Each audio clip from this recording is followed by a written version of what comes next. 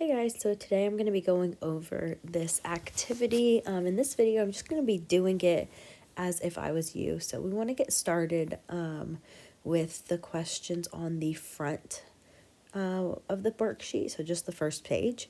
And you are supposed to, in your group, take 50 Hershey Kisses and basically toss them up and see if they land flat or if they land on their side.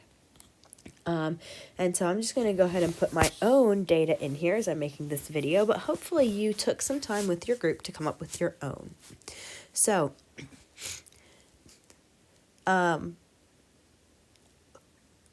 we are going to get started. Question 1, what is your point estimate for the true proportion that land flat?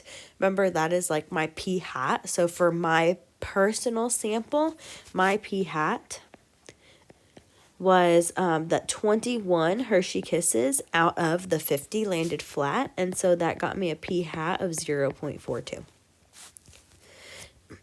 For the population parameter, sample, and statistic, my population is going to be all Hershey Kisses, because my question is about all Hershey Kisses.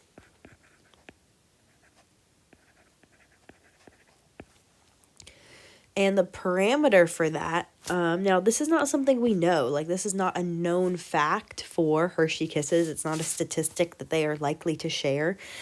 So P is just the true proportion that land flat.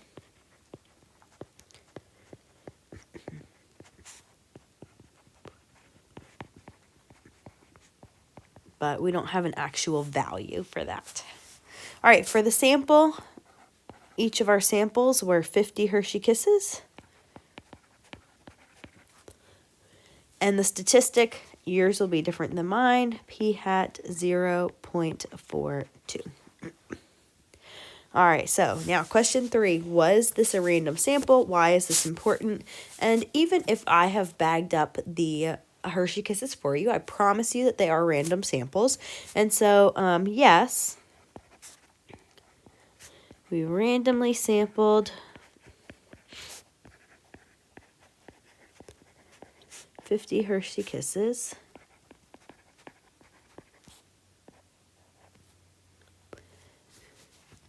And we do that, why is it important? So we can generalize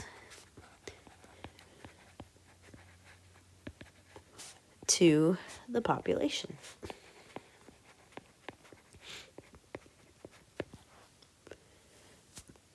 All right, what is the formula for calculating the standard deviation of the sampling distribution of p hat?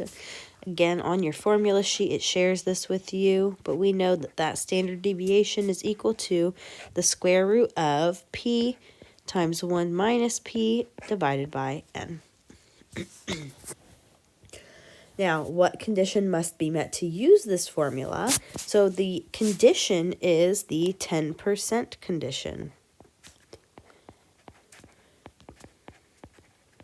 And if you don't remember, the 10% condition is where our sample size has to be less than 10% of the entire population.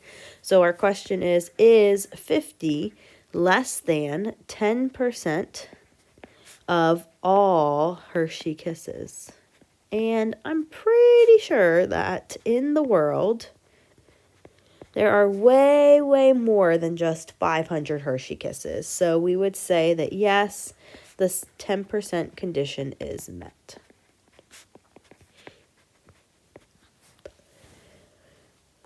All right, now we don't know the value of p. That's the whole point of a confidence interval.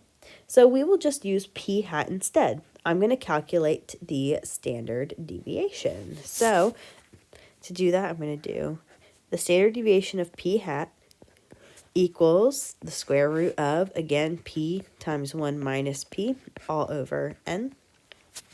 And I'm going to plug in, just for my sample population, 0.42 times 0.58 over 50 equals 0.0698.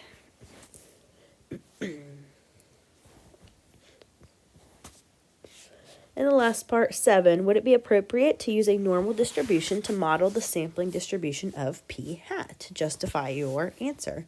Well, looking at this problem, this is a proportion problem. And so in order to test if it is a normal distribution or if that is appropriate, we do the large counts test. Remember, the tests are different for our two types of problems. So for large counts, we do n times p greater than or equal to 10, n times 1 minus p greater than or equal to 10.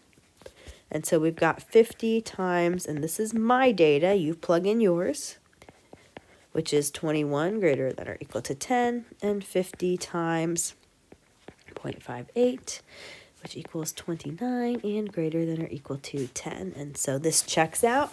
We can use that normal distribution. Now, at this point, I would ask you to move on to the next section with your neighbor and group. But what I'm going to do right now is I'm going to switch into teacher mode, and I'm going to go over what I would normally do in class with you. So rather than just let you keep going, I want to get these notes done, and then we'll move on to page 2. So some notes I'd like to add to the first page is first in number 3. So what we're doing here, right, the whole point of this is to start setting up confidence intervals. And when we do problems like this, before you get started, you must check the appropriate conditions. And so that's kind of what we went through here on the first page. So setting up question 3, that was really the first condition. So this is condition number 1 that must be met, being random. Now, number 5, that is condition number 2. The 10% condition. And then number 7 is condition number 3.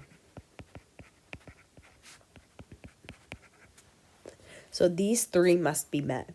Now there's another thing on our paper that I want to add to, and that's question 6. Question 6, we used the standard deviation equation that we had learned before, but we did not plug in p because we did not know p. So actually, this equation here does not match what I did here. So I want to make some changes to the equation itself. Actually, what we plugged in was p hat, right? I did my own personal p hat, so did you. So we did p hat instead. And the same thing for the large counts condition. This was p hat in order to test. We don't have p. That's okay. We're just going to do it for our own p hat sample and test the conditions. All right, so we are moving on. Let me add one more thing.